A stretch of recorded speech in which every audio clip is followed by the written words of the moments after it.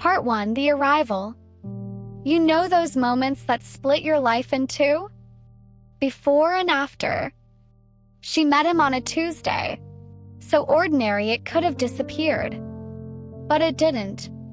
It was raining in Prague.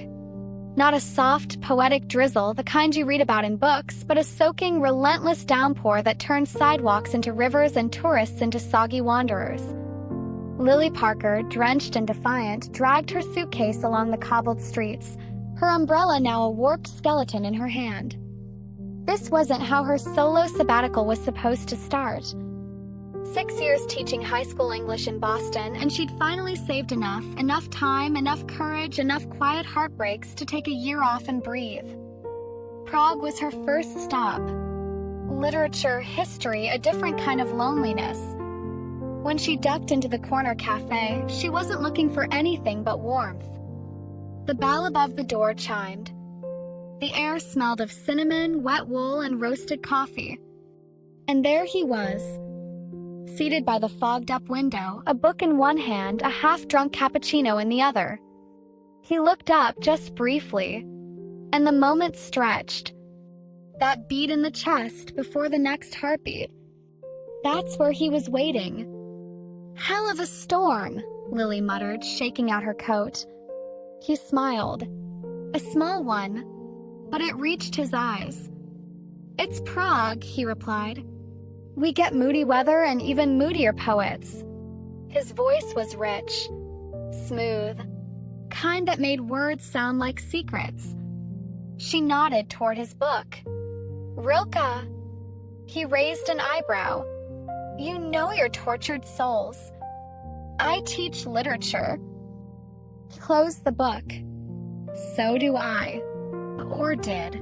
She ordered coffee, found a seat nearby, and for a while that was all. Quiet sips, raindrops against the windows, pages turning. But then conversation bloomed.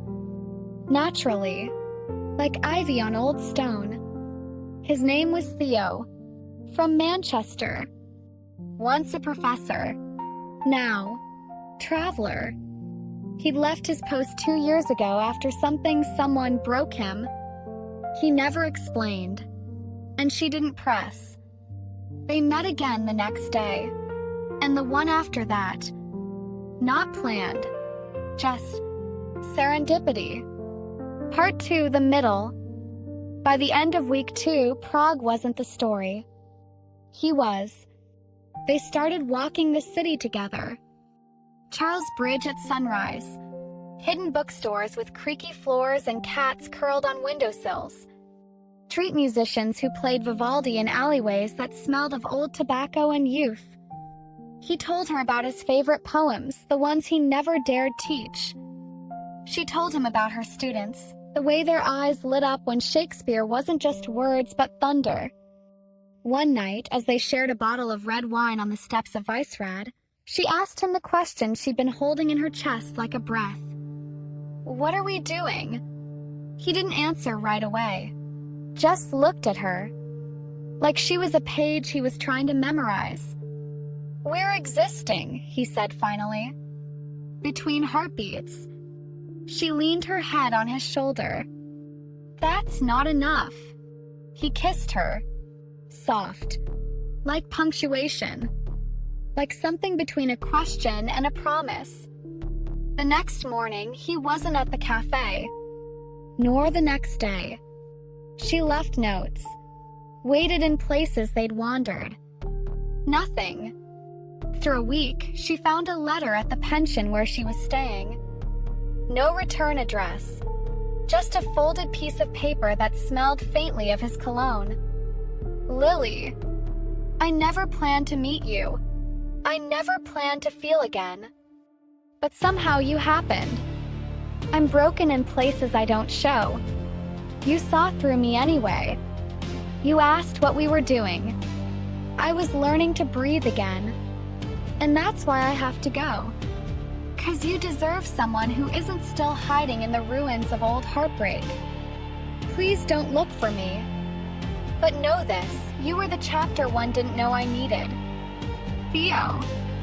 Part 3. The Silence Between. Lily stayed in Prague for another month. She tried. She tried to pretend it was still her journey.